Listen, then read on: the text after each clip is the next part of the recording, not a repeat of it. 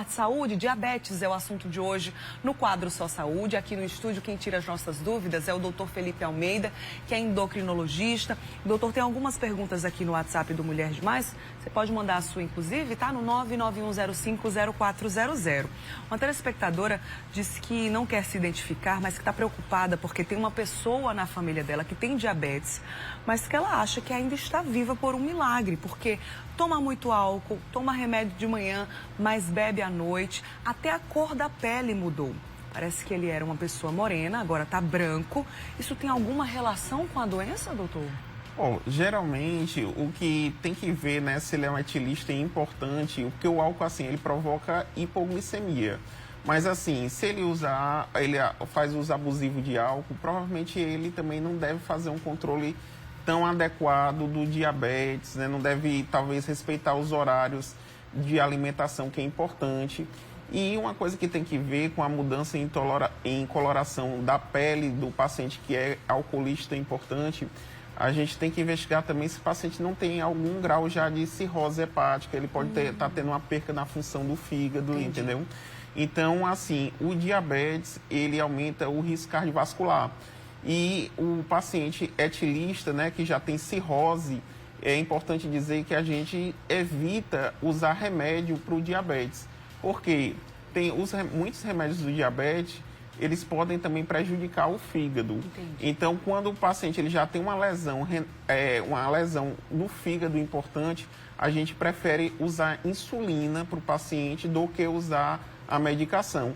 Então, esse paciente realmente ele tinha que ir no consultório para a gente ver se o fígado dele ainda está funcionando direitinho, porque se tivesse, a gente até poderia continuar com a medicação, dependendo do nível de glicemia, ou se a gente já iria ter que entrar com insulina para esse paciente, se ele tivesse uma perca da função do fígado mesmo. Precisa se cuidar, né? E ela faz bem em estar preocupada, Com certeza. de alguma forma, com muita gentileza, muito carinho, né? Que é bem peculiar nas famílias.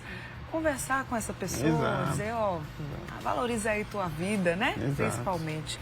Vou trazer aqui mais uma pergunta. A Andréia, do bairro das Indústrias. Ela disse que ficou diabética depois da gestação.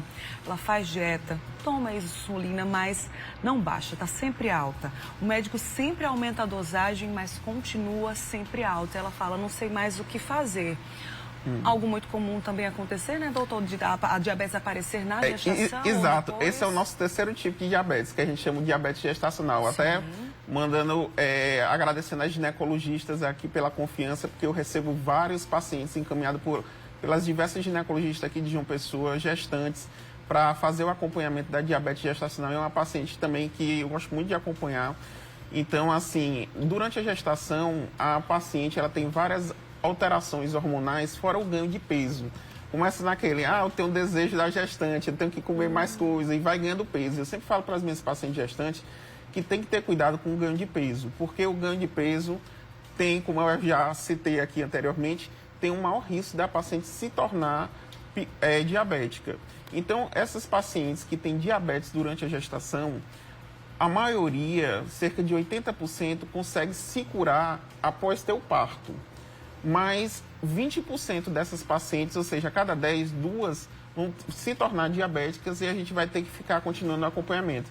É tanto que após o parto, eu sempre digo, 2 meses após o parto, a gestante me procurar para a gente refazer os exames de sangue para ver se com a retirada da placenta e com também a paciente tem uma perca de peso, né, após o parto, que tem várias coisas envolvidas, né, para ver se a paciente melhora, tá certo?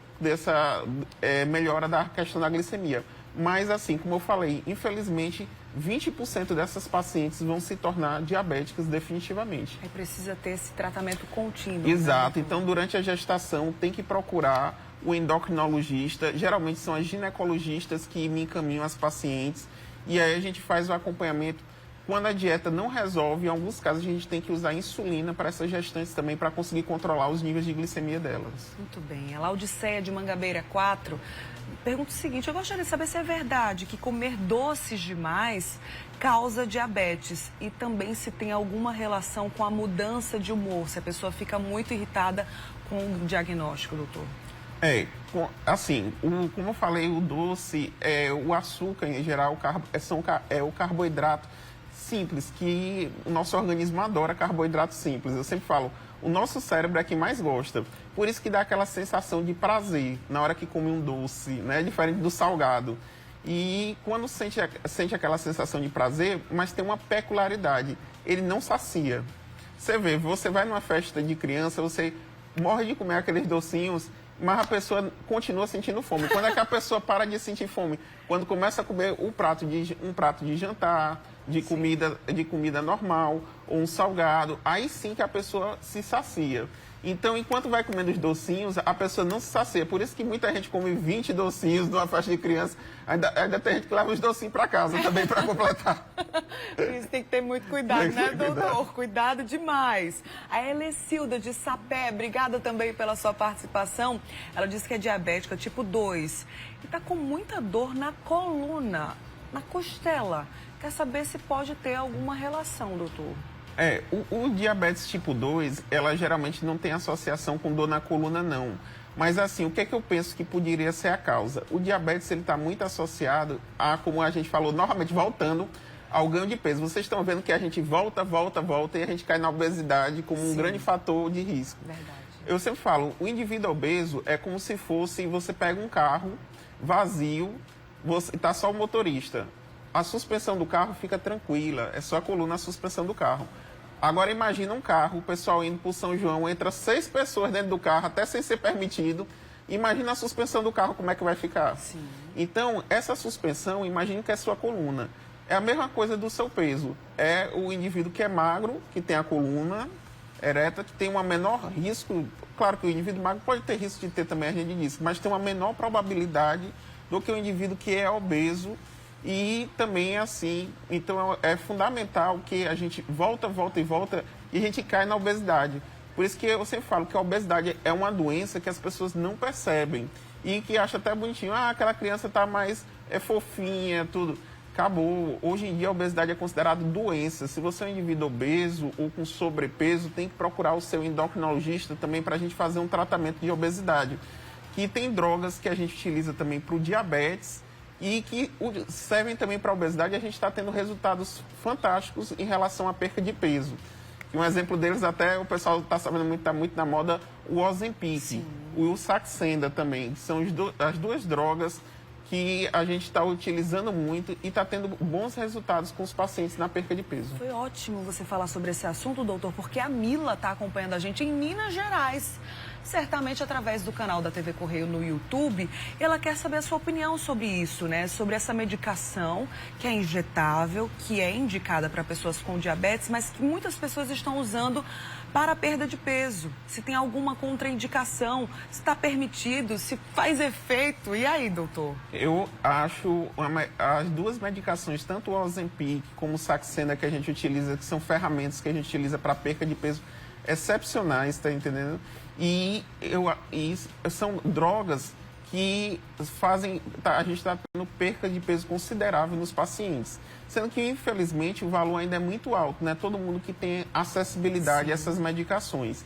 Por que eu acho excelente? Porque o que é que eu falei que mais mata a partir dos 40 anos? É infarto e AVC.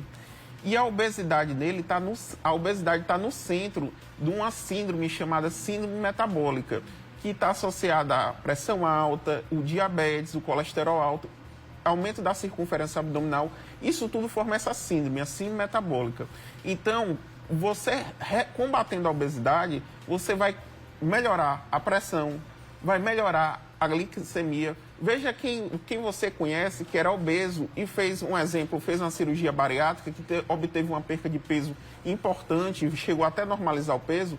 Você vê que a maioria dos indivíduos que fizeram cirurgia bariátrica e tiveram uma perca de peso importante, eles apresentaram melhora dos níveis da diabetes, da hipertensão, do colesterol. Aí até os meus indivíduos, alguns falam assim, doutor, mas antes eu gastava R$200 de medicação, mas mesmo assim eu vou ter que comprar vitamina após a bariátrica, né? Eu digo, é melhor comprar vitamina do que ficar usando remédio de pressão, de diabetes, de colesterol, não tenha dúvida. Verdade, né? E esse dia, né, a data de hoje especificamente, é o Dia Nacional do Diabetes, reforça a importância desses cuidados. Cura já existe, doutor? Controle, qualidade de vida para esses pacientes?